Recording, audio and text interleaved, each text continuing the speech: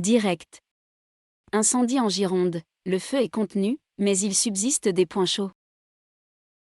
L'incendie de Saumeau, dans le Médoc, qui a brûlé 3720 hectares, n'a pas progressé dans la nuit de mercredi à jeudi. 8e vague de Covid, hausse des cas, effet rentrée, ces signes annonciateurs d'une reprise épidémique. Depuis quelques jours, le nombre de contaminations au coronavirus repart à la hausse en France. Certains infectiologues parlent même de 8e vague. Mais qu'en est-il vraiment? On fait le point. Agression sexuelle, à Lyon, la traque du père Ivoire par une délégation d'Inuits.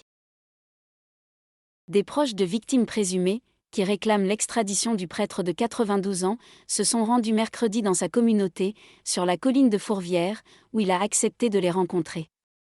La congrégation des Oblats de Marie-Immaculée a annoncé avoir en gag. Prime exceptionnelle de rentrée, êtes-vous concerné? Si oui, combien allez-vous toucher ce jeudi? Ce jeudi 15 septembre, plus de 10 millions de foyers vont toucher la prime exceptionnelle de rentrée. Adrien Quatennens visé par une main courante, l'affaire tétanise la France insoumise. En instance de divorce, le député LFI du Nord est visé par une main courante déposée par son épouse au commissariat de Lille.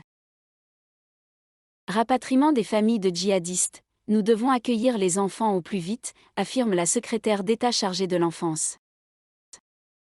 La Cour européenne des droits de l'homme a demandé à la France, mercredi 14 septembre, de réexaminer les demandes de rapatriement des familles de djihadistes français actuellement bloqués en Syrie. En direct, Ursula von der Leyen à Kiev pour parler économie et projet d'intégration à l'UE. Volodymyr Zelensky s'est rendu mercredi dans la région de Kharkiv, libéré de l'occupation dans sa quasi-totalité depuis une contre-offensive ukrainienne éclair, et y a promis la victoire. Sur le plan diplomatique, la présidente de la Commission européenne